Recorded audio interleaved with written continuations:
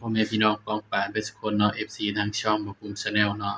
มื้อนี้ก็สิมาตามแนวทางให้พี่น้องเนาะสำหรับหวยลาวสตาร์เนาะครับเนาะ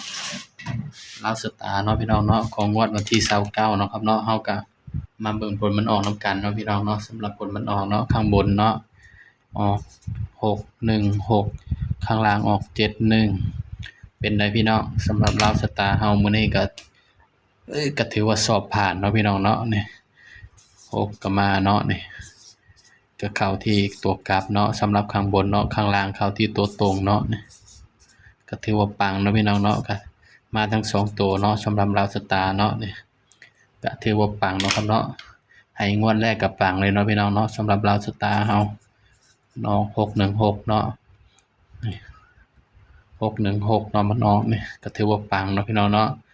ชุด3ตัวนี่บ่เข้าเนาะพี่น้องเนาะนี่อันนี้บ่าวให้จากชุดวินเนาะนี่สำหรับชุด3ตัวเนาะเพราะฉะนั้นก็ไปกันต่อนะครับเนาะของงวดวันที่30เนาะพี่น้องบัดนี้สำหรับลาวสตาร์เนาะงวดวันที่30เด้อพี่น้องเด้อบัดนี้30ธันวาเนาะ68เนาะครับเนาะ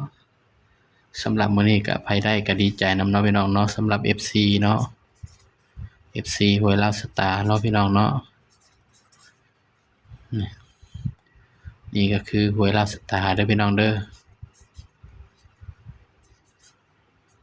ก็ฝากพ่อแม่พี่น้องช่วยสนับสนุนช่องบ่าวภูมิเนาะพี่น้องเนาะนี่ถ้าพี่น้องสนับสนุนบ่าวภูมิเนาะบ่าวภูมิก็ลงให้ตลอดเนาะพี่น้องเนาะสำหรับลาวสตาร์เฮา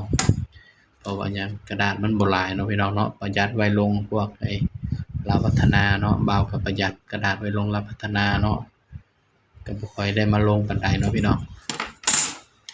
สำหรับตัวเด่นเนาะงวดวันที่30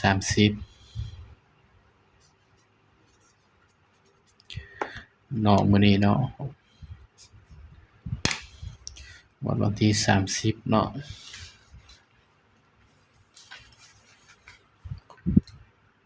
71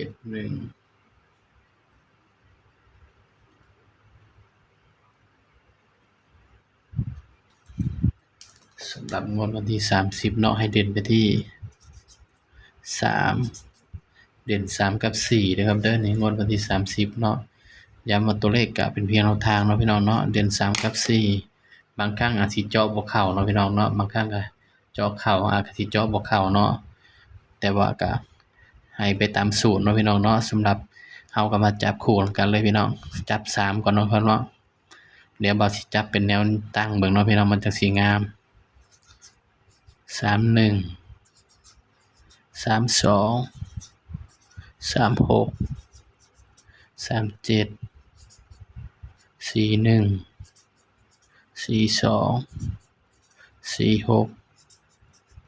47นี่ก็คือแนวทางเนาะให้เราสตาร์ทเนาะสำหรับเด่นเนาะให้เด่น3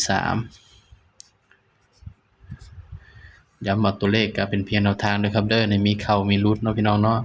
ถ้าว่ามักก็ตามเนาะบ่มักก็เลื่อนผ่านเนาะพี่น้องเนาะบ่าวก็ให้เพื่อเป็นแนวทางเท่านั้นเนาะครับเนาะ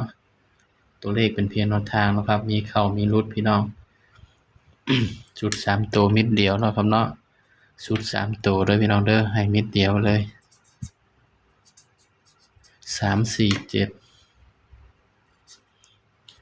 นะไผมักก็ตามเนาะพี่น้องเนาะบ่มักก็เลื่อนผ่านเด้อครับเด้อนี่ก็เป็นเพียงแนวทางเนาะครับเนาะสำหรับคลิปนี้เนาะก็ฝากพ่อแม่พี่น้องป้องปรายเนาะช่วยกดไลค์กดแชร์แล้วก็ช่วยสนับสนุนช่องบ่าวภูมินี่เด้อพี่น้องเด้อจะได้มีกำลังใจลงแนวทางให้พี่น้องเนาะพ่อเนาะสำหรับคลิปนี้ก็ฝากพี่น้องเพียงส่ำนี้เนาะขอให้ปังๆครับผมสวัสดีครับ